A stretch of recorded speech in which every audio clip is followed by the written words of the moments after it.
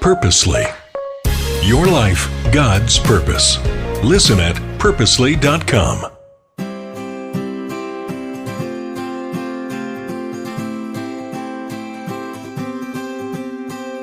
Today we are tackling one of the most difficult passages in Scripture, in my opinion. One I still can't really explain or fully understand, especially as a mom. It does, however, leave us with a pretty incredible name for God, Jehovah Jireh. Hey, it's Jen, and welcome back to the Bible for Busy People podcast, where this week we are talking about the names of God. We're back in Genesis today with Abraham and he and Sarah's son, Isaac. We know that Isaac was born to Abraham and Sarah in their old age. Isaac means he laughs, and you get a sense that Abraham and Sarah are overjoyed to finally be parents, and they share their joy with those around them. So then the last thing that Abraham would have expected was for God to tell Abraham what he does in Genesis 22. Let's go there and read. In Genesis 22 in the Christian Standard Bible, it says, "After these things, God tested Abraham and said to him, 'Abraham.' 'Here I am,' he answered. 'Take your son,' he said, 'your only son, Isaac, whom you love. Go to the land of Moriah and offer him there as a burnt offering on one of the mountains I will tell you about.' So Abraham got up early in the morning, saddled his donkey, and took with him 2 of his young men and his son Isaac. He split wood for a burnt offering and set out to go to the place God had told him about. On the 3rd day, Abraham looked up and saw the place in the distance. Then Abraham said to his young men, 'Stay here with the donkey. The boy and I will go over there to worship. Then we'll come back to you.' Abraham took the wood for the burnt offering and laid it on his son Isaac. In his hand he took the fire and the knife, and the 2 of them walked on together. Then Isaac spoke to his father Abraham and said, 'My father.' And he replied, 'Here I am, my son.' Isaac said, 'The fire and the wood are here, but where is the lamb for the burnt offering?' Abraham answered, 'God himself will provide the lamb for the burnt offering, my son.' Then the 2 of them walked on together. When they arrived at the place that God had told him about, Abraham built the altar there and arranged the wood. He bound his son Isaac and placed him on the altar on top of the wood. Then Abraham reached out and took the knife to slaughter his son. But the angel of the Lord called to him from heaven and said, 'Abraham, Abraham!' He replied, 'Here I am.' Then he said, 'Do not lay a hand on the boy or do anything to him, for now I know that you fear God, since you have not withheld your only son from me.'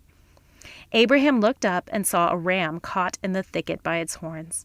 So Abraham went and took the ram and offered it as a burnt offering in place of his son. Abraham named the place, 'The Lord will provide,' so today it is said, 'It will be provided on the Lord's mountain.' Then the angel of the Lord called to Abraham a second time from heaven and said, 'By myself I have sworn. This is the Lord's declaration. Because you have done this thing and have not withheld your only son, I will indeed bless you and make your offspring as numerous as the stars of the sky and the sand on the seashore. Your offspring will possess the city gates of their enemies, and all the nations of the earth will be blessed by your offspring because you have obeyed my command.' Abraham went back to his young men, and they got up and went together to Beersheba, and Abraham settled in Beersheba." Why would God test Abraham this way? After years and years of waiting for a child, why would he ask him to do this? Why does Abraham go along with it? And he kind of seems rather undisturbed about it. Does the scripture endorse child sacrifice?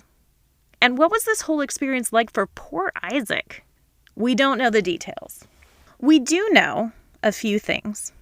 One of them is that Abraham had been through many experiences that required faith in God. And to be fair, he didn't always get it right. But Abraham knew who God was. He knew God's promise, and he knew how God came through. Genesis 15 verse 6 says that because Abraham believed God, it was credited to him as righteousness. Abraham was a faithful person. Where God called, he went. We also see in verse 5 that Abraham tells the servants who have gone with him that they will both be returning from worship, both Abraham and Isaac. Abraham knew God had a plan. Abraham knew God had a plan.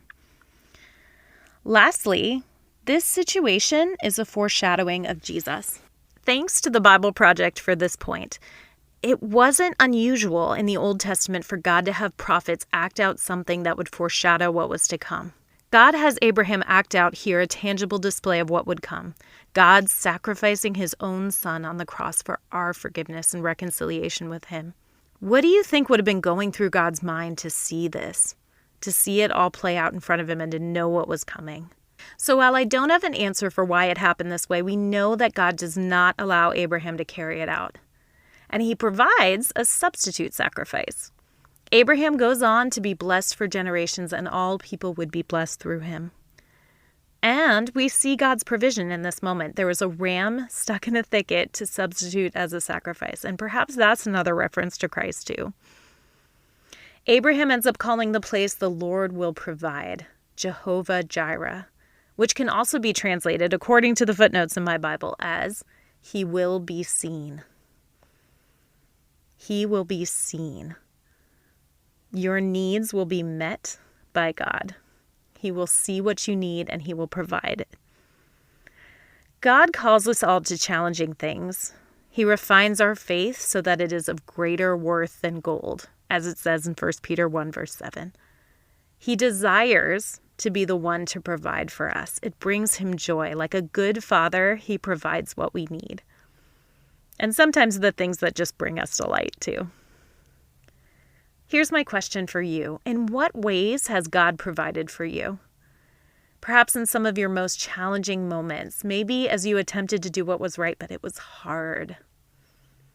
Think about that today as you go about your day. Or maybe today is a hard day. Maybe pray to have your eyes open to how God is providing for you, even today, even in the hard thing that you're going through.